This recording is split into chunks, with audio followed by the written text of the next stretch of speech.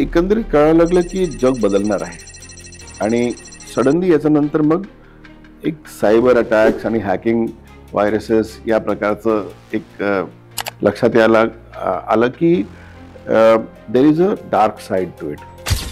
आजच्या तारखेला cyber crime is more than $10 trillion इंडस्ट्री. 10 ट्रिलियन म्हणजे भारताच्या GDPच्या ऑलमोस्ट डबल टिबल इतकं सायबर क्राईमची इकॉनॉमी जगात आहे. पण त्याला खरं तर दुसरी बाजूही आहे की it will render many people jobless. एक जे स्किल सेट आहे AIचं ते असं आहे की AI जाणणारा व्यक्ती एक 10 व्यक्तींचं काम करू शकतो.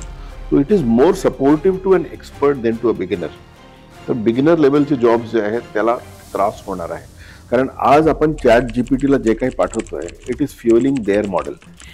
म्हणजे प्रत्येक मेडिकल रिपोर्ट तुम्ही जेव्हा पाठवतो की बाबा रे बघ माझा ब्लड टेस्टचा रिपोर्ट आलाय आणि ChatGPT मला सांग की काय आहे, तो म्हणतो की नाही तुझा कोलेस्ट्रॉल जास्त आहे किंवा शुगर असं आहे आणि त्यामुळे असं करावं. Now it is not a good idea to take medical advice. For common people they have to understand if anything is too good to be true, it is definitely false or fake. म्हणजे investment असेल किंवा दुसरा काही layer असेल किंवा काही prize असेल, they are using you to get to your money. Cyber क्राईममध्ये ज्याला आपण एंट्री बॅरियर म्हणतो, क्राईमला एक एंट्री बॅरियर असतं की कोणाला जर क्राईम करायचं असेल, म्हणजे समजा कोणाला लुटारू बनायचं असेल तर it's a great personal risk. Reputational risk आहे, फॅमिली रिस्क आहे, पर्सनल रिस्क आहे, लाईफची रिस्क आहे आणि इंजुरीची रिस्क आहे, अटक होण्याची रिस्क आहे. पण सायबर क्राईममध्ये एंट्री बॅरियर नाही. म्हणजे कुणीही कुठेही बसून they can start doing something. प्रकारे रोमॅन्स स्कॅम, जिथे फॉर मंथ्स ते लोक तुमच्याशी चॅट करतात, they establish an online relationship with you. नंतर म्हणतात की मी तुझ्याकरता डायमंड पाठवलेले. मग तुम्हाला पॅरल कॉल्स येतात, ते म्हणतात की मी कस्टम्सवरून बोलतो, तुमचे डायमंड झालेले आहेत, याची प्रोसेसिंग फीस द्या. आणि असं करत करत करत करत people have lost so much money. नमस्कार, मी मनोज भोळ. नमस्कार, मी माधवी वाडकर. आज आम्ही अशा एका व्यक्तीसोबत गप्पा मारणार आहोत, जी व्यक्ती खरं तर IPS अधिकारी आहे, पण गेल्या अनेक वर्षांपासून महाराष्ट्र शासनाच्या प्रशासनामध्ये काम करत आहे. माहिती आणि जनसंपर्क विभागाचे प्रधान सचिव आहेत, महासंचालक सुद्धा आहे आणि यापूर्वी सुद्धा ते मुख्यमंत्र्यांचे अत्यंत जवळचे व्यक्ती म्हणून प्रशासनामध्ये काम सुद्धा बघत होते. पण त्यांची आणखी एक खूप चांगली ओळख आहे, ती म्हणजे सायबर गुन्ह्यांमधला त्यांचा आंतरराष्ट्रीय अभ्यास आणि याशिवाय जे प्रगत तंत्रज्ञान कृत्रिम बुद्धिमत्तेमध्ये आलेले, ज्याला आपण आर्टिफिशियल इंटेलिजन्स म्हणतो, त्यातला त्यांचा सखोल अभ्यास सुद्धा अनेकांना मार्गदर्शन करून जातो. आणि त्यातलं जे काही नवं तंत्रज्ञान आहे, नवं अपडेट आहे, याची सातत्यानं ते ओळख करून देत आलेले. ही त्यांची ओळख तरुणांसाठी, युवकांसाठी, अभ्यासकांसाठी खूपच महत्वाची आहे. ब्रिजेश सिंह असं त्या व्यक्तिमत्वाचं नाव आहे. खूप स्वागत करतो नवराष्ट्र डिजिटलमध्ये आपलं. तुम्ही पोलीस दलामध्ये काम करत असताना सुद्धा सायबर गुन्ह्यामधला तुमचा अभ्यास, एक नवी ओळख तुमची निर्माण झाली. तुम्ही उत्तम लेखकही आहात आणि नंतर मग तुम्ही प्रशासनात आला. थेट तुमचा संबंध इथे मंत्रालयातल्या अधिकाऱ्यांसोबत, मुख्यमंत्र्यांसोबत आला. हा सगळा तुमचा प्रवास जर पाहिला तर अनेकांना त्याबद्दल आश्चर्य वाटतं. तुमच्याकडून जाणून घ्यायचं आहे की हा प्रवास कसा झाला, किंवा नेमका याच विषयातला अभ्यास आपण करायचा, आणखी खोलवर जाऊन सातत्यानं त्यातलं अपडेट घेत राहायचं, असं काही मनाशी ठरवलं होतं की सहज होत गेलं? नाही, जिल्ह्याला SP मी असताना त्याच्यानंतर एक 2006ला मुंबईला आलो आणि त्याच्यानंतर मुंबईमध्ये मी ट्रॅफिकमध्ये असताना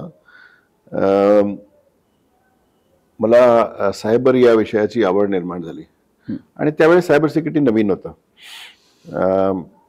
म्हणजे सायबर स्कॅम्स नवीन होते, सायबर क्राईम नवीन होता, हॅकिंग नवीन होता. यापूर्वी खरं तर मी इंजिनियर आहे, पण मी मायनिंग इंजिनियर आहे.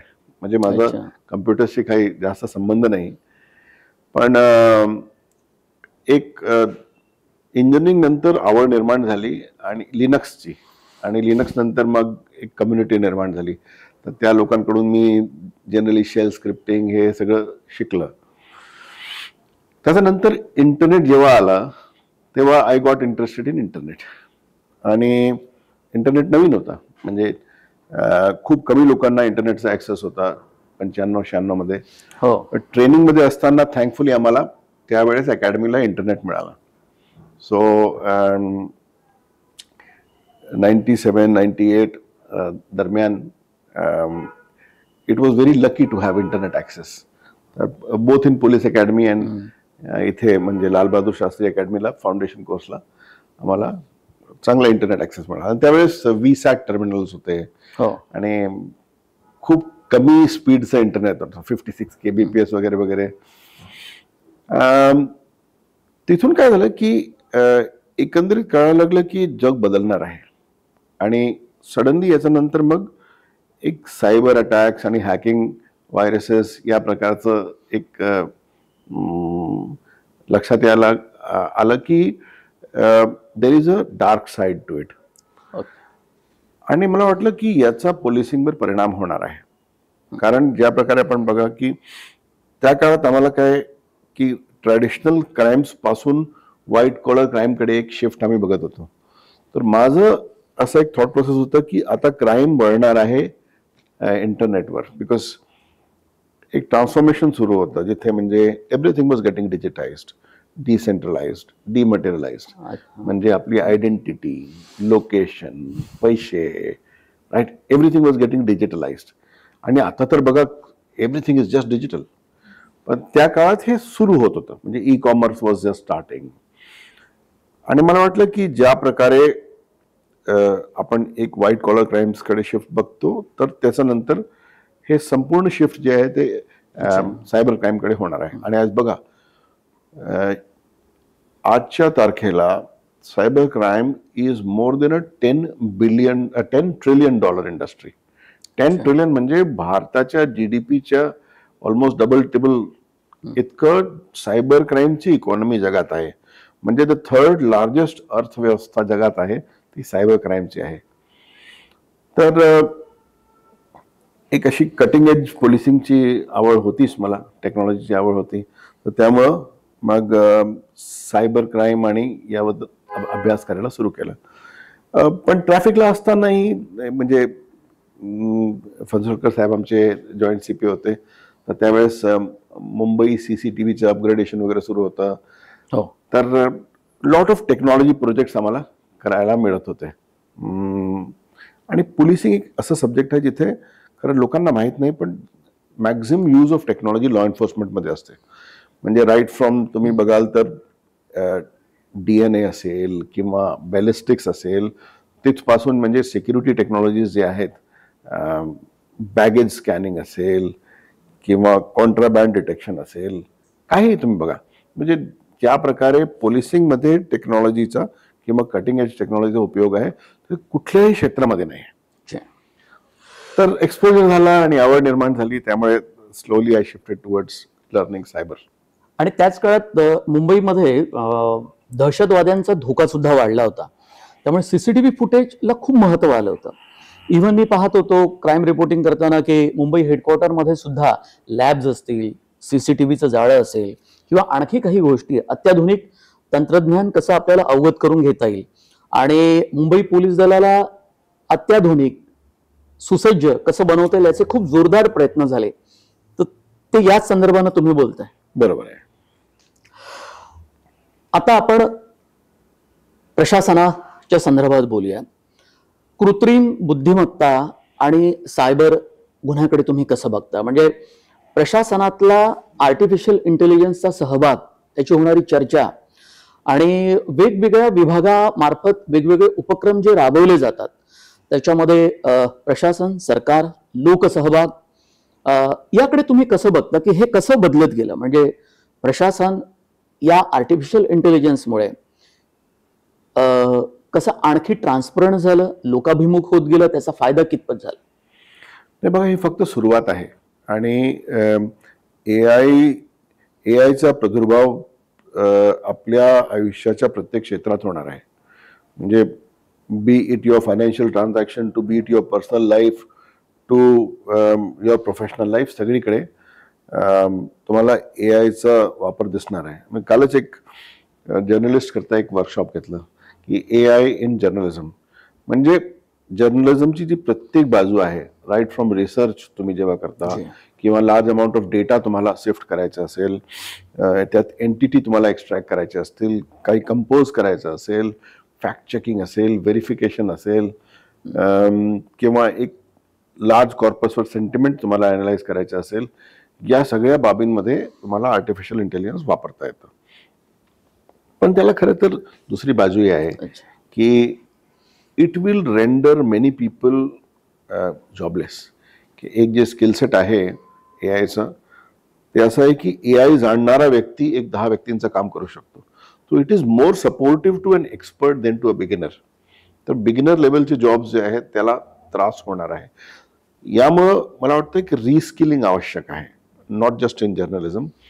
कारण असं म्हणतात ना की AI will not take your job, somebody using AI will take your job. तर या प्रकारची एक रिस्किलिंग आवश्यक आहे आपल्याला. It's also a force multiplier. आणि त्या प्रकारे आपण गव्हर्नन्समध्ये बघतो की right from disaster management to policing to agriculture. खरं तर महाराष्ट्राने एक ॲग्रिकल्चरमध्ये AIची पॉलिसी आणलेली आहे. आणि आमच्या मुख्यमंत्र्यांचं खूप असं भर असतं की AI फर्स्ट एक अप्रोच असावी प्रत्येक बाबतीत. सो आपण स्टेटमध्ये जे इन्व्हेस्टमेंट्स बघताय त्यात म्हणजे देर is a great focus on AI. हळूहळू जे आहे ते शासकीय कामांमध्ये AI येणार आहे. बट जसं बघा, भाषिणी एक सॉफ्टवेअर तयार केलेलं आहे सेंट्रल गव्हर्नमेंटने. त्यात कुठल्याही भाषेत तुम्हाला प्रश्न विचारता येतात. म्हणजे याला लिटरसीची गरज नाही. बघा, म्हणजे काय आहे की literacy is basically when you have to type. पण व्हॉइस मोडमध्ये लिटरसीची गरज नाही. You can directly start asking questions. तर कुठला एक शेतकरी असेल, त्याला आपल्या शेताबद्दल काय विचारायचं असेल किंवा क्रॉपबद्दल काय विचारायचं असेल, अगदी तो फोटो घेऊन पाठवू शकतो आणि त्यावर त्याला उत्तर मिळणार AIचं. असं करत असताना मला वाटतं इंडिजिनायझेशनची गरज आहे. तर त्यात 2 बाबी महत्त्वाच्या आहेत की जसं म्हणतात data is the new oil. तर हे ऑइल आपल्याला प्रिझर्व करणं आवश्यक आहे. कारण आज आपण ChatGPTला जे काही पाठवतोय, इट इज फ्युअलिंग देअर मॉडेल. म्हणजे प्रत्येक मेडिकल रिपोर्ट तुम्ही जेव्हा पाठवतो की बाबा रे बघ, माझा ब्लड टेस्टचा रिपोर्ट आलाय आणि ChatGPT मला सांग की काय आहे, तो म्हणतो की नाही तुझा कोलेस्ट्रॉल जास्त आहे किंवा शुगर असं आहे आणि त्यामुळे असं करावं. Now it is not a good idea to take medical advice from ChatGPT. कारण ते तुम्हाला काय सांगणार किंवा काय हॅल्युसिनेट करणार माहित नाही.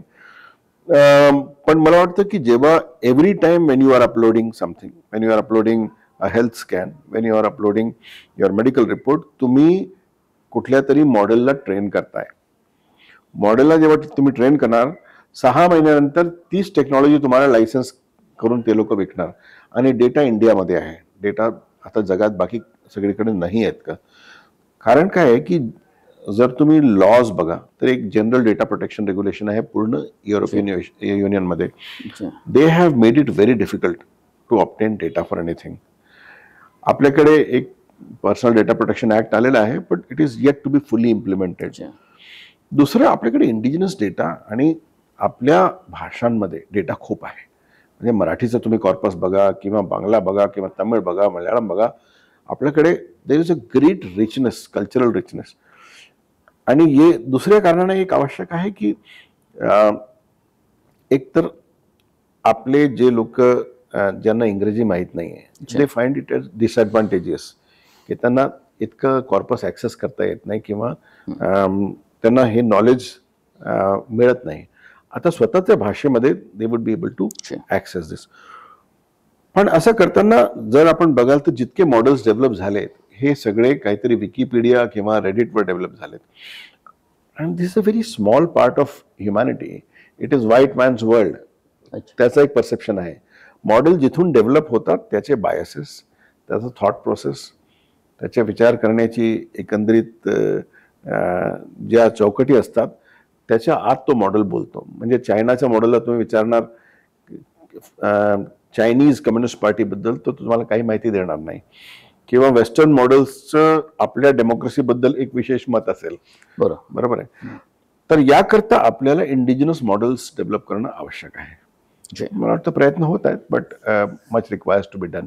कारण your sovereignty is not just sovereignty, it will depend upon ultimately how your people are interacting with AI. If that is shaped by somebody else's thought process, तर हे योग्य होणार नाही. माधवी, सर जसं तुम्ही म्हणालात आता, शेतकरी त्याने फोटो अपलोड केला आणि तो चौकशी करू शकतो, माहिती मिळवू शकतो.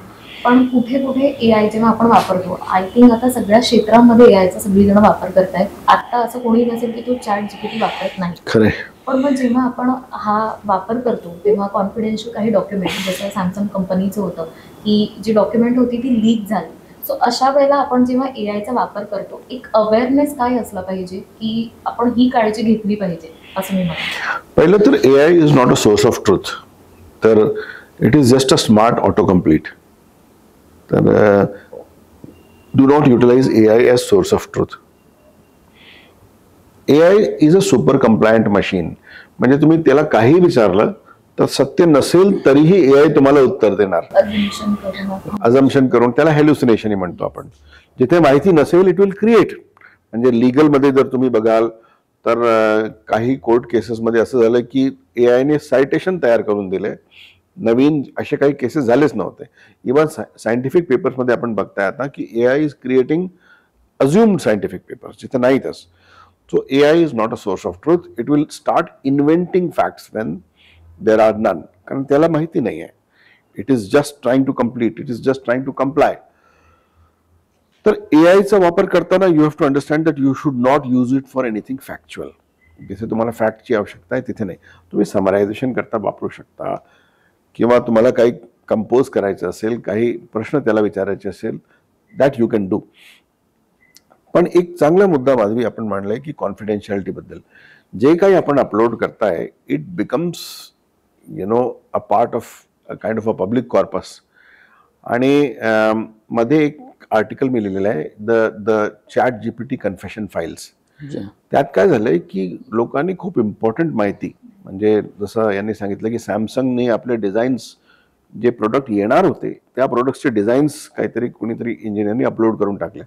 आणि त्यात ज्या IP ला डेव्हलप करायला मिलियन्स ऑफ डॉलर्स लागतात, if that is going out so simply की तुम्ही फक्त एका ChatGPTवर टाकता and that becomes a permanent corpus. दुसरं काय होतं की यापूर्वी ChatGPTमध्ये जेव्हा तुम्ही शेअर करत होते, समजा माधवीला शेअर करायचं मनुष्य काहीतरी, when you are hitting the share button it used to become a public corpus आणि दॅट वॉज सर्चेबल. आता त्यांनी डिसेबल केलं आहे तरी पण हा सगळा कॉर्पस बाहेर निघालेला आहे आणि लोकांकडे आहे. तर यात सगळ्या कंपनींची कॉन्फिडेन्शियल इन्फॉर्मेशन आहे. तर काहीही अपलोड करताना जर कॉन्फिडेन्शियल असेल तर please do not do it.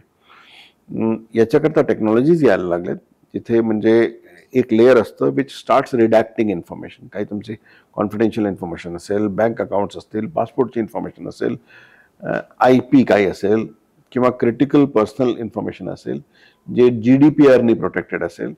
So all this can be redacted before putting to AI. But it is not a good practice की तुम्ही कुठलाही कॉन्फिडेन्शियल किंवा महत्वाचा किंवा तुमच्या दृष्टीने त्यात IP असेल, तुमचं ओरिजिनल वर्क असेल, एकदा तुम्ही टाकलं then you do not have any ownership on that. आणि जर यू हॅव पुट समथिंग आणि त्याचं लीक होतो तर त्याची जबाबदारी इन अ ऑर्गनायझेशनल सेटअप तुमच्यावर येणार. So it can be very very serious. So be very careful. ज्यांना शक्य असेल they can use offline GPT. आता ऑफलाईन GPT स्वस्त होणार आहेत. Offline large language models compute जसं बेटर होत आहे तसं तुम्हाला स्वस्त होणार आहेत. इवन CPU वर चालणारे मॉडेल्स थोड्या दिवसात निघतील. बाकी AI एनेबल्ड लॅपटॉप्स आहेत, जसं ॲपलची जी सिरीज आहे M2, M3, M4, याच्यात तुम्ही AIचा वापर, लोकल AIचा वापर करू शकता. तिथे तुम्ही काही प्रश्न त्याला विचारा, that will remain confidential. Cyber crime जे आहेत ते AIच्या मदतीने वाढतील का कमी होतील? कारण आता AI सुद्धा अनेक व्हिडिओज बनवतो, ज्या फेक व्हिडिओज असतात किंवा फेक न्यूज असतात. त्याचं तर एक पॅन्डेमिक झालेला आहे. काय झालंय की सायबर क्राईम मध्ये ज्याला आपण एंट्री बॅरियर म्हणतो, क्राईमला एक एंट्री बॅरियर असतं की कोणाला जर क्राईम करायचं असेल, म्हणजे समजा कोणाला लुटारू बनायचं असेल तर it's a great personal risk, reputational risk आहे, फॅमिली रिस्क आहे, पर्सनल रिस्क आहे, लाईफची रिस्क आहे, म्हणजे इंजुरीची रिस्क आहे, अटक होण्याची रिस्क आहे. पण सायबर क्राईम मध्ये एंट्री बॅरियर नाही, म्हणजे कुणीही कुठेही बसून they can start doing something. तुम्हाला माहीत नसणार कुठे आहेत, काय करतायत, कोण आहेत. दुसरं काय आहे की एनेबलिंग फॅक्टर्स खूप आहेत. एनॉनिमिटी आहे, आणि एनॉनिमिटीचं एक कल्चर आहे. Anonymity, encryption, these are almost become digital rights. पण जिथे आवश्यक आहेत त्याचा दुरुपयोगही खूप सुरू आहे. एन्क्रिप्शन याच्या सगळ्यांचा एक दुरुपयोग सुरू आहे. नंतर काय की अँटी फोरेन्सिक मेथड्स आहेत. म्हणजे अँटी फोरेन्सिक मेथड्स आहेत to wipe out something, to clear your footprints, to hide your identity. प्रॉक्सीजचा वापर करून, VPNचा वापर करून. याच्या व्यतिरिक्त जे प्लॅटफॉर्म्स आहेत सगळे social media platforms, they operate under something called safe harbour. Safe harbour is under 79 of the IT act. But याचं उद्गम जे आहे that is under 230C of communications decency act of USA. मध्ये एक कम्युनिकेशन्स डिसेन्सी ॲक्ट आहे जिथे safe harbour नावाची संकल्पना आली. सेफ हार्बरचा अर्थ असा आहे की त्यांनी प्लॅटफॉर्म तयार केलेला आहे, या प्लॅटफॉर्मवर जे काही होईल त्यांची जबाबदारी नाही. So all the social media platforms operate under safe harbour. पण भारताने 2021 मध्ये नियम काढले आणि त्यात असं म्हटलंय की ड्यू नोटीस दिल्यानंतर जर तुम्ही अग्री करत नसाल तर हे सेफ हार्बरचं प्रोव्हिजन जाईल and then the platform can be liable. असे एक इंटरमिजियरी एथिक्स रूल्स वगैरे वगैरे या प्रकारे 2021 मध्ये भारताने रूल्स काढलेत. तर मला वाटतं प्लॅटफॉर्म रिस्पॉन्सिबिलिटी परत आणणे आवश्यक आहे. Because you cannot have a platform. तुम्ही असं एक मैदान उघडू शकत नाही जिथे कोणी ड्रग्ज विकेल, चाइल्ड सेक्शुअल अब्यूज मटेरियल आणेल किंवा चोरी करेल किंवा एकमेकांना मारेल, रॅडिकलायझेशन करेल. यू कॅनॉट से की मला माहित नाही, हे ग्राउंड आहे. But this is like that की सेफ हार्बरमुळे असं काय झालंय की जागोजागी these platforms have become breeding grounds for crime, for cyber crime. आणि जसं माधवी म्हणालात की एनेबलमेंट कसं झालंय की यापूर्वी जेव्हा तुम्हाला कोणीतरी फिशिंग मेल वगैरे पाठवायचं तर समजा नायजेरियावरून असेल किंवा कुठे असेल तर पूर्वी लोक म्हणायचे की त्यात टायपो बघा, स्पेलिंग बघा, काही मिस्टेक असतील. आता तुम्ही GPT वापरून चांगले ईमेल तयार करू शकता आणि लाखोने तयार करू शकता. तो एक खूप चांगला फायदा सुद्धा आहे. पण याचा फायदा सायबर क्रिमिनल्सनी घेतलाय. म्हणजे the amount of phishing material, the amount of spoofing material, the amount of voice cloning, even voice can be today cloned. तर याचा एक खूप जास्त म्हणजे लिटरली एक्सप्लोजन झालंय.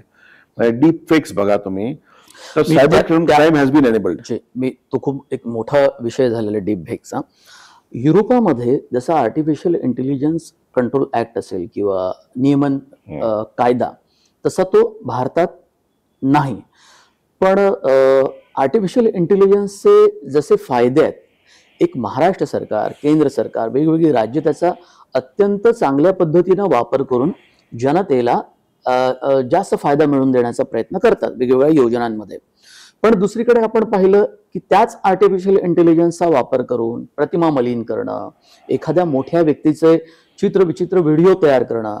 आपण इंस्टाग्राम पाहिलं तर इंस्टाग्रामवर आता मोठ्या प्रमाणात अशा प्रकारचे व्हिडिओ सुद्धा यायला लागले. हे जे धोके आहेत आर्टिफिशियल इंटेलिजन्सचे, ते किती व्यापक स्वरूपात आहेत, ते आपल्याला थांबवता कसे येतील, किंवा भारतामध्ये त्यासाठी काही पावलं आपल्या तपास यंत्रणांनी किंवा सरकारांनी तसं घेतलं आहे का, त्यावर काही विचार केलेला आहे का. एक छोटंसं उदाहरण फक्त याला जोडून सांगतो की एका सिक्युरिटी गार्डला वाघ घेऊन जातो, तसं CCTVचा एक व्हिडिओ आपल्या हाती लागला.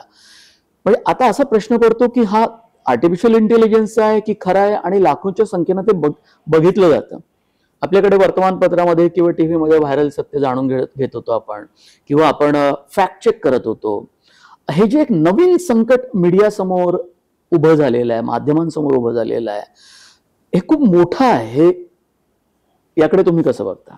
मला वाटतं truth is the first casualty, because it is very difficult to find out truth. सत्य काय आहे ते जसं आपण सांगता की एक वाघाचं जे व्हिडिओ होतं सीसीटीव्हीचं, तर 15 मिनिटात मग ते वाघाचे वेगवेगळे व्हिडिओ आले की आता वाघ घाबरला, त्यांनी माणसाला परत येऊन ठेवलं, त्याला पाणी पाजलं, दुसऱ्या याच्यामध्ये वाघाला गार्डने ठार केलं, तिसऱ्या याच्यामध्ये हत्ती आला.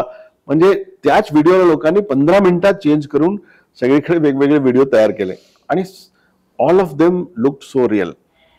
यात एक क्रायसिस ऑफ क्रेडिबिलिटी तयार झालेला आहे. दुसरं काय की टेक्नॉलॉजीज आहेत डीपफेक डिटेक्शनचा, पण त्या महागड्या आहेत आणि दररोज तुम्हाला या टेक्नॉलॉजीज इव्हॉल्व्ह कराव्या लागतील. कारण डीपफेक प्रोडक्शन जे करणारी यंत्रणा आहे, it is evolving every day, it is getting better and better every day. खरं तर एक 15 दिवसापूर्वी भारत सरकारने एक एआयच्या गाईडलाईन्स इश्यू केलेल्या आहेत and which are good, which are not stifling innovation, which are very progressive. आणि मला वाटतं संबंधितांनी वाचून घेणे आवश्यक आहे की what is India's thought about AI, की एआयचा वापर कशा प्रकारे करावा आणि धोके सगळे टाळून कशा प्रकारे याचा आपल्याला वापर करता येईल. असं करत असताना जेव्हा आपण फॅक्ट चेक बद्दल म्हणालात की fact check was easy earlier, पण आता जेव्हा लार्ज व्हिडिओ रील्स असतील किंवा व्हिडिओ कंटेंट असेल, त्याला खूप कम्प्यूट लागतं. इव्हन टू चेक दिस याला कम्प्यूट लागतं. तर आपल्याला या सगळ्या गार्डल्स डेव्हलप करावे लागतील. वेस्टमध्ये काय झालंय की त्यांनी सगळ्या एआय टूल्समध्ये असं कंपल्शन करायला सुरू केलेलं आहे की AI generated content should be watermark, की त्यात वॉटरमार्क आपण सोराचं बघाल तर त्यात असं असतं, सोरा म्हणून खाली येतं. किंवा ज्या काही आता गुगलचे जे प्रॉडक्ट्स आहेत त्याच्यावर खाली एआय असं पिक्चर तुम्ही जनरेट करतो, खाली एआय म्हणून वॉटरमार्क असतं. हिडन वॉटरमार्क सुद्धा असतात. पण एक लीगल कंपल्शन आता काही कंट्रीजने सुरू केलं आहे जिथे एआय जनरेटेड सगळ्या कंटेंटमध्ये वॉटरमार्क असेल. तुम्हाला मी हेही सांगतो की चॅट जीपीटीचं किंवा जे लार्ज लँग्वेज मॉडेल्स आहेत त्यांचं टेक्स्ट जनरेशन जे असतं त्यातही त्यांचं वॉटरमार्किंग असतं. म्हणजे you can actually find out whether the text is AI generated or not. मला असंही वाटतं की you can also try to find out which model has generated it. त्याला हिडन क्यूज असतात त्याच्यात विच कॅन बी, पुन्हा एआयचा वापर करूनच it is going to be AI versus AI. Okay. सायबरकडे मी वळेलच, कारण तो एक मोठा विषय आणि तुमचा अत्यंत कोअर इश्यू राहिलेला आहे आर्टिफिशियल इंटेलिजन्स येण्यापूर्वी. पण आता आपण जर पाहिलं तर नवं जे टेरर मॉड्यूल आलेलं आहे सर, त्याच्यामध्ये डिजिटल माध्यमाचा खूप मोठ्या प्रमाणात वापर केला जातो. म्हणजे पुण्यातले जे काही मॉडेल मधल्या काळामध्ये पोलिसांनी, NIA, ATSनी पकडले होते, त्यात हे लक्षात आलं की ते एकत्र येऊन प्रशिक्षण फार कमी देतात, डिजिटली खूप जास्त प्रशिक्षित करतात, त्यांना जिहादी बनवतात किंवा त्या मानसिकतेचे बनवतात किंवा रॅडिकलायझेशन जास्त करतात. तर हा वापर सुद्धा वेगवेगळ्या टेरर मॉड्यूलमध्ये किंवा इंटरनॅशनल टेररिस्ट ऑर्गनायझेशनमध्ये किंवा भारतामध्ये जे काम करत असतील किंवा त्यांचे हँडलर असतील फॉरेन लँडवरचे, सिरिया आणि काय बेरूत वगैरे असे कुठूनही ते हे करत असतात, त्यांना प्रशिक्षित करत असतात. हा वापर आहे असं सुरू? बघा, डेमोक्रेसी इज लाईक जिजित्सू, म्हणजे तुमच्या स्ट्रेंथचा वापर तुमच्या विरुद्ध केला जाणार. जुडो आणि जिजित्सू मध्ये असं असतं ना की your strength is used against you. तर डेमोक्रेसीचं स्ट्रेंथ काय की to have an open society, to have freedom of speech, to have transparency. पण या सगळ्या व्हॅल्यूजचा दुरुपयोग करतात अशा टेररिस्ट ऑर्गनायझेशन्स, आणि याच्याकरता all of these digital mechanisms are used. म्हणजे एन्क्रिप्शन असो किंवा एनॉनिमिटी असो, याचा सगळ्यांचा उपयोग केला जातो. आणि खरं तर none of these people believe in these values. They do not believe in freedom, they do not believe in equality, they do not believe in gender equality. त्यांचा असल्या कुठल्याही याच्यावर विश्वास नसतं. पण या डेमोक्रेसीच्या सगळ्या व्हॅल्यूजचा दुरुपयोग करून प्रत्येक स्टेजवर, म्हणजे रॅडिकलायझेशन असेल, टॅलेंट स्पॉटिंग असेल, मोबिलायझेशन असेल, कोऑर्डिनेशन असेल किंवा ॲक्च्युअल काही तुम्हाला म्हणजे जर त्यांना स्फोट करायचे असतील, याच्या टेक्नॉलॉजीचा वापर करतात. दुसरं काय आहे की याचं जे पाकिस्तानचं ISI आहे, ISI यांना पूर्वी तर बोलवून प्रशिक्षित करायचं, पण आता नवीन मॉड्यूल्स जे आपण बघतात त्याला काय करतात, ते रिमोटली त्यांना रॅडिकलाइज करतात आणि त्याच्यानंतर एन्क्रिप्टेड जितके काही समजा टेलिग्राम असेल, सिग्नल असेल, थ्रीमा असेल, खूप 10 प्रकारचे असे ॲप्स आलेले आहेत. आणि या ॲप्सवरून मग त्यांना कंटिन्युअस कम्युनिकेट करून गाईड करतात, त्यांना रॅडिकलायझेशन मटेरियल देतात, पैसे आता तुम्हाला बिटकॉईनवरून पाठवता येतात, अनट्रेसेबल, ऑलमोस्ट अनट्रेसेबल आहे. तर या सगळ्यांचा उपयोग टेरर ॲक्टिव्हिटीज करता ते करतायत, जिथे म्हणजे फिजिकली कोणाला तुम्हाला पूर्वी एक दौरा ए खास वगैरे असे ट्रेनिंग असायचे त्यांचे, जैश ए मोहम्मदचे, लष्करचे, आणि त्यांचे ट्रेनिंग ग्राउंड असायचे जिथे ISIचे अधिकारी कर्नल्स वगैरे स्वतः येऊन ट्रेनिंग द्यायचे. आता this can be done mostly remotely, की तुम्ही त्यांना कोणाला रॅडिकलाइज करा, त्यांच्याशी संपर्कात राहा, त्यांना पैसे पुरवा, त्यांना असे लाईक माइंडेड लोक जोडून द्या आणि त्यांना गाईड करा टार्गेट सिलेक्शनमध्ये. दुसरं काय की due to mapping, due to digital technologies, even planning and selection of target हे सोपं झालेलं आहे. पूर्वी लोकांकडे मॅप्स वगैरे असायचे, आता you can go and do a street view. तुम्ही गुगलमध्ये जाऊन स्ट्रीट व्ह्यू करू शकता आणि यू कॅन ॲक्च्युली लुक की आजूबाजू काय आहे काय नाही आहे, कुठून कुठे म्हणजे मॅक्झिमम डॅमेज करता येईल, कुठून लोक बाहेर येतात. So technology is a great enabler. पण मला वाटतं की या कारणाने for law enforcement, for government, for people, लोकांकरता एक अवेअरनेस आवश्यक आहे की where they see such tendencies it should be reported. It should be even for families करता. तुमचं कुठलंही म्हणजे मुलगा मुलगी रॅडिकलाइज होत असेल तर please see to it that असे मार्ग आहेत डिरॅडिकलायझेशन करता. Right from ATS to Maharashtra police, Mumbai police प्रयत्न करतात आणि त्यांनी प्रयत्न केलेले आहेत जिथे काही रॅडिकलाइज झालेली मुलं आहेत त्यांना परत सन्मार्गावर आणलेलं आहे. तर या टेक्नॉलॉजी जसे फायदे आहेत तसे दुरुपयोग याचाच करतायत. आता स्वतःची सद्विवेक बुद्धी आहे की आपण काय केलं चॉईस करावी. या मुलाखतीच्या चा दुसरा महत्वाचा टप्पा आहे तो म्हणजे सायबर गुन्हेगारी आणि सायबर क्षेत्रातल्या या गुन्हेगारीचा विळखा सामान्य माणसांना खूपच पडलाय. स्पेशलाइज्ड सायबर क्राईम कंपाऊंड तयार झालेत. म्हणजे म्यानमार, लाओस, कंबोडिया इथे असे स्पेशलाइज मोठमोठले असे हाऊसिंग कंपाऊंड्स आहेत जिथे खरं तर एक डबल विक्टिमायझेशन आहे की इंडियन लोकांना तसेच बाहेरच्या जगाच्या चायनाच्या, फिलिपाईन्सच्या लोकांना त्यांना सांगण्यात आलं की we will give you good jobs, आणि त्यांना जॉब्सच्या लेअरमध्ये घेऊन मग त्याच्यानंतर किडनॅप केलं, अबडक्ट केलं आणि त्यांचे सगळ्यांचे पासपोर्ट वगैरे कन्फिस्केट करून त्यांना मग सायबर क्राईम करायला लावलेलं आहे. तर एक मागच्या महिन्यात मोठी रेड झाली. KK पार्क म्हणून एक कंपाऊंड आहे म्यानमारमध्ये आणि तिकडे स्टारलिंकचे 200-300 टर्मिनल्स मिळाले. हे लोक डिजिटल अरेस्ट वगैरेचे काम करायचे. म्हणजे बघा, दीज आर एज्युकेटेड पीपल ज्यांना जॉब्स पाहिजे होते बाहेर, त्यांना जॉब्स करता त्यांना ल्युअर केलं आणि त्यांना पकडून मग बसवलं या कंपाऊंड्समध्ये. It's a kind of human trafficking, slavery आणि डबल विक्टिमायझेशन आहे की हा विक्टिम स्वतः मग परपेट्रेटर बनतो. अशा एकेका कंपाऊंडचं जे म्यानमारचे कंपाऊंड आहेत मला वाटतं त्यांचं स्वतःचं जे आउटपुट असेल it is around $40 billion. $40 billion फक्त म्यानमारच्या सायबर क्राईम कंपाऊंड्सचं आउटपुट आहे. तर आता it requires a large coordinated action on part of multiple countries आणि खूप प्रयत्न सुरू आहेत. Lot of people have been rescued. कंबोडियामधून भारतीय लोकांना रेस्क्यू करण्यात आलं. याच्या व्यतिरिक्त असं आहे की for common people they have to understand if anything is too good to be true it is definitely false or fake. म्हणजे इन्व्हेस्टमेंट असेल किंवा दुसरं काही लेअर असेल किंवा काही प्राईज असेल, they are using you to get to your money. खूप सिरियस प्रकारचे क्राईम असतात. म्हणजे एक प्रकार आहे रोमॅन्स स्कॅम, जिथे फॉर मंथ्स ते लोक तुमच्याशी चॅट करतात. They establish an online relationship with you.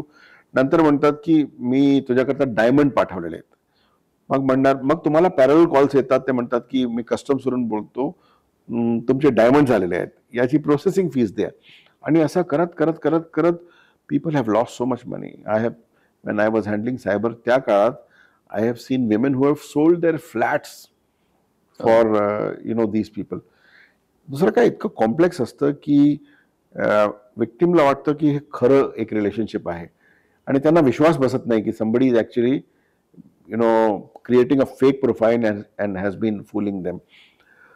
या प्रकारचे खूप अदर स्कॅम्स असतात. पिग बुचरिंग स्कॅम्स म्हणतो आपण त्याला.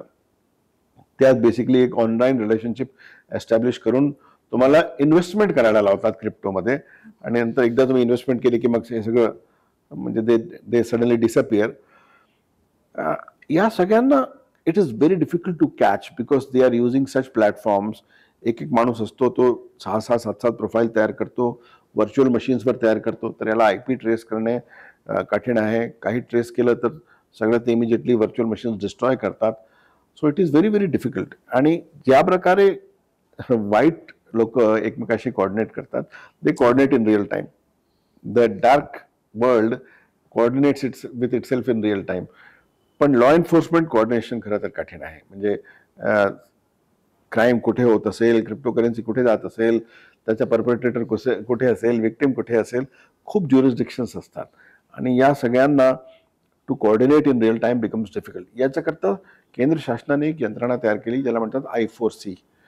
एक सेंट्रल होम मिनिस्ट्रीची यंत्रणा आहे I4C. त्यांनी एक पोर्टल सुद्धा तयार केला आहे cybercrime.gov.in. या cybercrime.gov.in वर तुम्हाला कंप्लेंट करता येतं. इव्हन तुम्हाला जर वाटत असेल की अनॉनिमसली कंप्लेंट करायची, कधी कधी आपल्याला वाटतं की समजा काही पर्सनल असेल, कोणाचे पर्सनल फोटोज असतील, काय असेल, जिथे यू मे फील रेप्युटेशनचं तुम्हाला भीती वाटत असेल, धोका वाटत असेल, you can complaint in an anonymous manner. तिथे स्क्रीनशॉट तुम्ही टाकू शकता. म्हणजे cybercrime.gov.in वर तुम्हाला एक अनॉनिमस कंप्लेंटचं प्रोसिजर आहे. दुसरं cybercrime.gov.in वर तुम्ही कंप्लेंट केल्यानंतर इमिजिएटली ते स्टेट्सला पाठवतात आणि ते फॉलोअप करतात. त्याला एक तिकीट जनरेट करतात. त्याच्यानंतर FIR ची प्रक्रिया होते. सगळ्यात महत्वाचा आहे 1930 हा नंबर.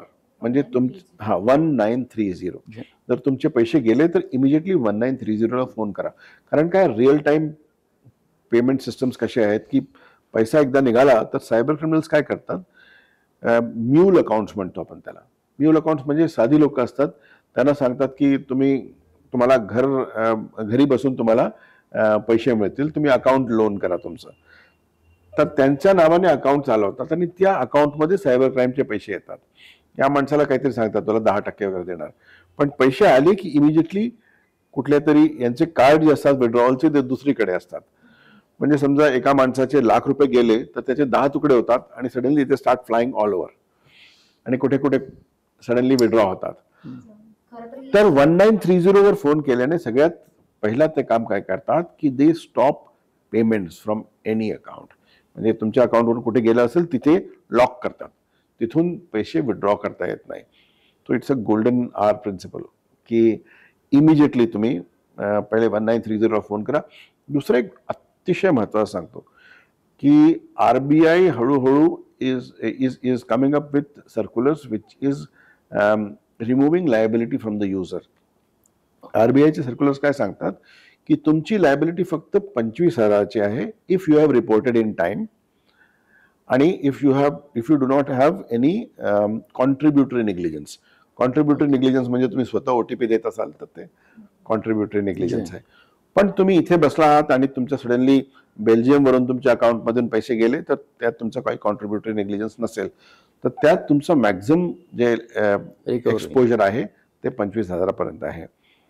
एक अजून बाब आहे त्याला म्हणतात बँकिंग ओम्बड्समन. याचा आपण जास्त वापर करत नाही, पण बँकिंग ओम्बड्समन अशी यंत्रणा आहे which will help you to get your money back. तर 1930 तुम्ही इमिजिएटली फ्रीज करा cybercrime.gov.in वर. म्हणजे समजा तुमच्या सोबत सायबर क्राईम झाला तर 1930 ला फोन करा. cybercrime.gov.in वर तुम्ही कंप्लेंट करा. सगळा एव्हिडन्स प्रिझर्व्ह करा, स्क्रीनशॉट्स वगैरे घेऊन ठेवा, कारण they are going to wipe. आता तुम्हाला चॅटवरही दुसरीकडून वाईप करता येतात मेसेजेस. तर जर तुम्हाला अशी शंका येते की you are getting into something which may be like cyber crime, तुम्ही स्क्रीनशॉट करून ठेवा आणि याला तुम्ही नंतर cybercrime.gov.in वर अपलोड करू शकता. हे झाल्यानंतर बँकिंग ओम्बड्समनला अप्रोच करा. तुम्हाला बँकिंग ओम्बड्समनची लिस्ट RBI वरून मिळणार आणि banking ombudsman will help you to get your money back. आता बघा आपण पाहिलं की बँका पण खूप ग्राहकांचं अवेअरनेस वाढवण्याचा प्रयत्न करत आहे. बरोबर आहे. जामतारा नावाचा एक सिनेमा आला होता, चित्रपट. त्यांनी हे फिशिंग सिरीज होता. फिशिंग कसं चाललंय, त्याचं नेटवर्क कसं काम करतं आणि साधे साधे मुलं उत्तर प्रदेशमधलं हे काम कसं करतात हे दाखवलं. त्यातून खूप प्रबोधन झालं लोकांचं की हे नेटवर्क कसं काम करतं. इंटरनॅशनल नेटवर्क बद्दल मी आता बोलणार नाही, पण भारतामध्ये सोशल मीडियावर त्याचा खूप प्रभाव झाला. फेक फेसबुकचे अकाउंट तयार केले जातात. ही बेसिकली काय सायकोलॉजी असेल, याचं काही अनालिसिस भारतामध्ये झालेलं आहे की कुठले लोक असतील की हे अशा पद्धतीने काम करतात. एक राजस्थान मधलं सुद्धा एक गाव आहे जिथे मोठ्या प्रमाणात हे काम केलं जातं. नाही बघा, क्रिमिनल मेंटॅलिटी असेल आणि जिथे बॅरियर टू एंट्री लो असेल तिथे लोक they may be attracted to doing cyber crime. Cyber क्राईमचं दुसरं प्रॉब्लेम काय आहे की पोलिसिंगचे सगळे ट्रॅडिशनल मेथड इकडे फेल होतात. म्हणजे जनरली जर तुम्ही बाकी सगळ्या प्रकारचे क्राईम बघाल तर एक ज्याला रेसिडिव्हिजम आपण म्हणतो की करिअर क्रिमिनल जे असतात, म्हणजे घरफोडी करणारा असेल तर तो घरफोडी करतो, रोडवर रॉबरी करणार असेल तर तो रोड रॉबरी करतो, वाहन चोरी करणार असेल तर तो वाहन चोरी करतो. जनरली तो आपला सब्जेक्ट डिपार्टमेंट बदलत नाही. आणि मग पोलिसिंगचे असे सिस्टम्स इव्हॉल्व्ह झाले जिथे म्हणजे बॅड कॅरेक्टर्सवर लक्ष ठेवणे, ज्याला एक पोलिसिंग सर्वेलन्स म्हणतो आपण, सर्वेलन्स ऑफ बॅड कॅरेक्टर्स. तर असे ब्रिटिशकालीन नियम आहेत that you have to find out people who have been release from jail release असतील किंवा हॅबिच्युअल क्रिमिनल्स असतील किंवा इंटेलिजन्स नेटवर्क असतात की कुठे काय विकतात. पण आता सायबर क्राईम मध्ये हे सगळं फेल होतं.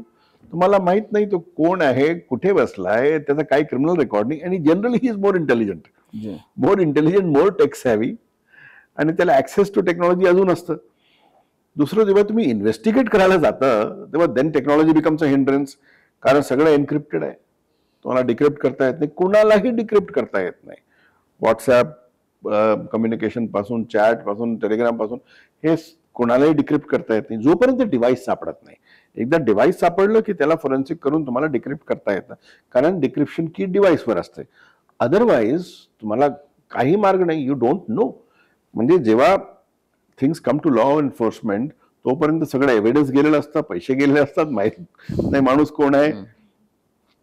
आणि त्या क्राईमचे पार्ट्स जे आहेत वेगवेगळ्या ज्युरिस्डिक्शन मध्ये असतात. सर्व्हर कुठे असतो, पैसे कुठे असतात, विक्टिम कुठे असतो, परपेट्रेटर कुठे असतो. This becomes very very difficult to investigate. तर मेंटॅलिटी म्हणजे काय झालंय की एकदा तो करतो, त्याला पैसे मिळतात आणि there is no means to catch him. Generally it is difficult. पण काय आहे, हे लोक फुटप्रिंट सोडत असतात. म्हणजे कुठे ना कुठे यू हॅव सम फुटप्रिंट. त्याकरता रिपोर्ट करणं आवश्यक आहे. जेव्हा तुम्ही रिपोर्ट करता तेव्हा कळतं की he is using some infrastructure. कुठला मेल वापरत असेल, आयडी वापरत असेल, वॉलेट वापरत असेल, प्रोफाईल फोटो वापरत असेल, सोशल मीडिया वापरत असेल, कुठे ना कुठे तो वापरणार आहे पुन्हा पुन्हा पुन्हा पुन्हा. सो स्लोली एक प्रोफाईल आपल्याकडे तयार होत आहे की okay, this is a cluster of IPs, this is a series of phone numbers, किंवा हा फोटो वापरून या प्रकारचे क्राईम तो करतोय. याकरता रिपोर्ट करणं आवश्यक आहे. कारण तुम्ही एकदा रिपोर्ट केलं तर तो नंबर फ्लॅग होतो. फ्लॅग झाल्यानंतर ऍटलिस्ट पुढचे क्राईम्स थांबवता येतात.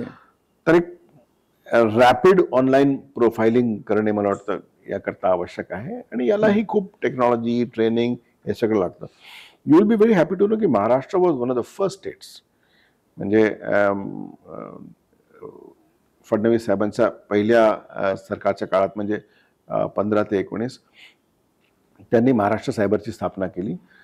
आणि within 1 year of his joining as chief minister आपण महाराष्ट्रात 47 सायबर लॅब्स तयार केलेत. आणि आपल्या सायबर लॅब्स इतक्या अत्याधुनिक त्या काळात होत्या, आताही आहेत. म्हणजे त्यांनी सांगितलं की तुम्ही जगभर फिरून या आणि आय वॉन्ट द बेस्ट. मग आम्ही सगळीकडे गेलो. We went to Maharashtra cyber म्हणून आम्ही सगळीकडे गेलो. We went to Estonia, we went to Israel, we went to FBI, सगळीकडे. आणि we got the best equipment. I mean, म्हणजे त्या काळात बाकी आम्हाला लोक विचारायचे की तुम्हाला आता इकडे बीड, बुलढाणा, यवतमाळ, जालना इथे इतकं काय, म्हणजे कोटी कोटी रुपयांचं इक्विपमेंट देण्याची काय गरज आहे. बट वी वर नोईंग की एक सुनामी येत आहे. सायबर क्राईमची. जी. त्या काळात इतकं सायबर क्राईम नव्हता. But then we became one state which became the pioneer. आणि आमच्याकडे नॉट ओनली दॅट, आपल्याकडे सायबर पोलीस स्टेशन्स सगळ्यात पहिले उघडले. प्रत्येक डिस्ट्रिक्टमध्ये आपण जी. सायबर पोलीस स्टेशन काढलं आणि महाराष्ट्र सायबरची त्यावेळेस स्थापना झाली आणि नाव it is running independently very well. आपले अधिकारी ट्रेन झाले.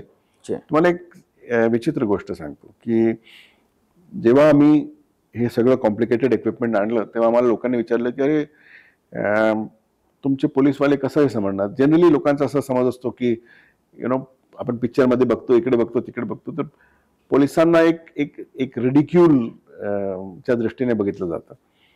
पण मी तुम्हाला सांगतो की हे सगळं इक्विपमेंट आल्यानंतर मी आमच्या लोकांना सांगितलं मी तुम्हाला कुठलंही ट्रेनिंग देणार नाही, गो प्ले, वापरून बघा. विदिन 3 months आमच्या लोकांनी कुठलंही ट्रेनिंग न घेता डायरेक्टली वापरायला सुरू केलं आणि विदिन 3 months दे वर लाईक सुपर एक्सपर्ट्स. जेव्हा नंतर बाकी कुठलेही देशाचे लोक यायचे, इस्रायलचे इकडे तिकडे, आमचे कॉन्स्टेबल त्यांना फेस करायचे आणि सांगायचे की हे बघा, हे असं करता येतं किंवा हे फॉरेन्सिक्स आहे, या प्रकारे तुम्हाला डेटा एक्स्ट्रॅक्ट करता येतं. तर क्वालिटी जी आता सध्या कॉन्स्टेबल्सची यायला लागली आहे, it is extremely good. Graduate मुलं आहेत आणि जनरली आपल्या महाराष्ट्रात they are also tech savvy.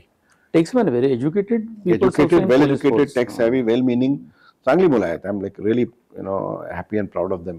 जे इन्स्टिट्यूशन आम्ही एस्टॅब्लिश केलं होतं that is still working very well.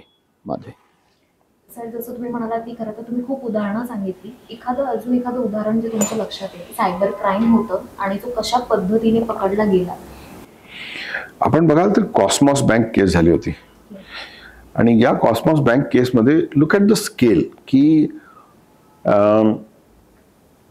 Almost 29 कंट्रीजमध्ये सायमल्टेनियसली 20,000 ट्रान्झॅक्शन झाले 2.5 तासात. 20,000 ट्रान्झॅक्शन झाले. म्हणजे कोणीतरी they had created a clone card सारखं.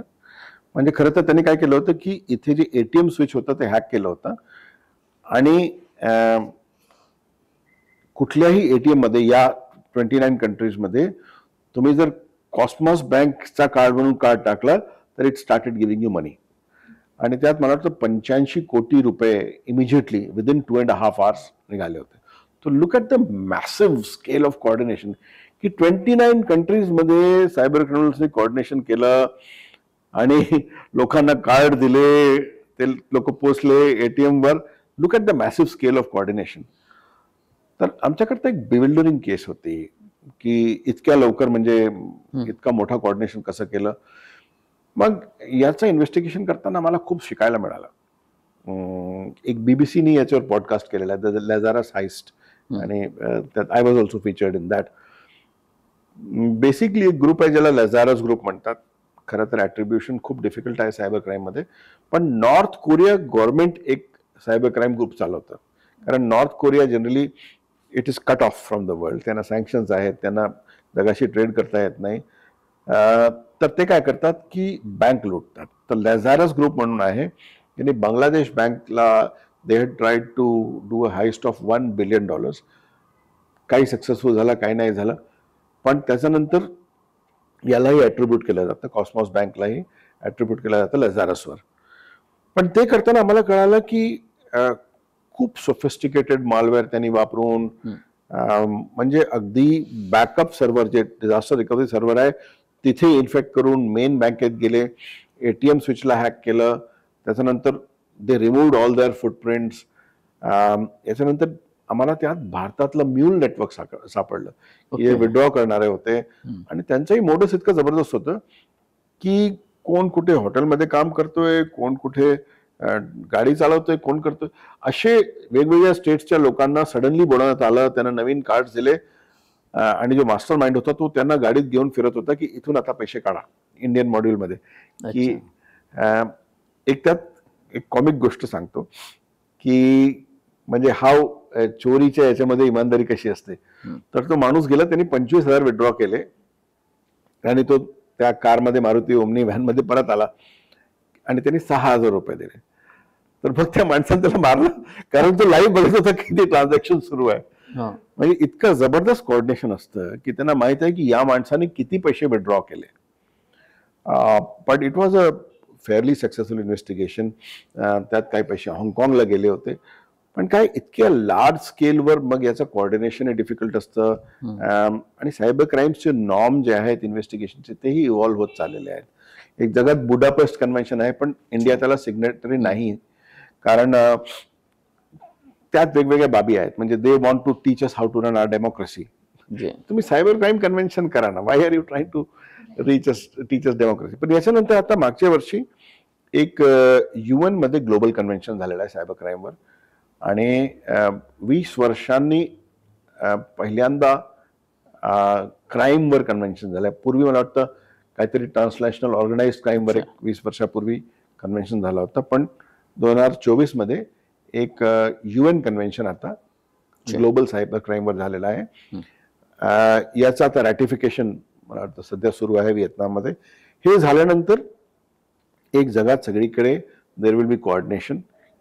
डेटा तुम्हाला पाहिजे असेल सर्व्हरवरून कुठल्या देशामधल्या, किंवा कोणाला अरेस्ट करायचं असेल, फ्लाईट ऑफ मनी थांबवायची असेल, किंवा कोणी अशा प्रकारचे जे म्यानमारमध्ये आणि इथे क्राईम फार्म्स आहेत यांना तुम्हाला अटकाव करायचा असेल, तर याकरता एक जगभर एक कोऑर्डिनेशन बॉडी तयार होईल. एक लास्ट क्वेश्चन सर, की नवी मुंबईमध्ये खूप मोठ्या प्रमाणामध्ये डेटा सेंटर उभारले जात आहेत, आणि ती एक खूप ॲसेट आहे टेक्नॉलॉजीसाठी, महाराष्ट्रासाठी, भारतासाठी. पण याला धोका आहे, आणि समजा धोका असेल तर त्याच्याशी फाईट करण्यासाठी म्हणून आपल्याकडे कुठली जी टेक्नॉलॉजी आहे ती पुरेशी आहे का, किंवा यावर एका दुसऱ्या बाजूवर त्याच्या धोक्यांकडे कोणी लक्ष देत आहे? बघा, वी आर व्हेरी लकी की आपल्याकडे केबल लँडिंग आहे. म्हणजे जगाचं जे इंटरनेट आहे it actually runs on something called dark fibre cable, जे समुद्र तलावर केबल्स असतात, आणि या केबलचं लँडिंग नवी मुंबईला असल्याने डेटा सेंटर्स तिथे आहेत. कारण as distance from cable landing increases, त्याला एक लेटेन्सी नावाचा प्रकार असतो की टाइम गॅप असते. तर या टाइम गॅपला कमी करण्याकरता लँडिंग स्टेशनच्या जवळपास डेटा सेंटर्स उभारण्याची एक पद्धत आहे. It is cost effective also. खरं तर डेटा सेंटर्सचे जे नियम असतात ते अपटाईम इन्स्टिट्यूट असो, किंवा ते जे टिअरिंग असतात, Tier 4 डेटा सेंटर जे असतात, त्याचे नियम खूप कडक असतात. म्हणजे राईट फ्रॉम फिजिकल डॅमेज पासून, फिजिकल सिक्युरिटी पासून, इनसायडर थ्रेट पासून, त्याला सायबर सिक्युरिटीचे आणि सिक्युरिटीचे एकंदरीत किंवा त्याला मेंटेनन्सचे खूप कडक नियम असतात, आणि त्याचं सर्टिफिकेशन असतं.